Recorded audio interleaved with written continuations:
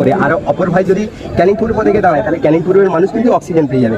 সেই বিষয় নিয়ে আপনি বলেছেন যদি তারা চায় আমার সাথে যোগাযোগ করবেন। এবং আপনার চাচা যান ইব্রাহিম সিদ্দিকী, তিনি বলেছেন যদি নওশাদ সিদ্দিকী প্রার্থী হিসাবে না গ্রহণ করে বা সিট না দেয় তাহলে আমি দেব।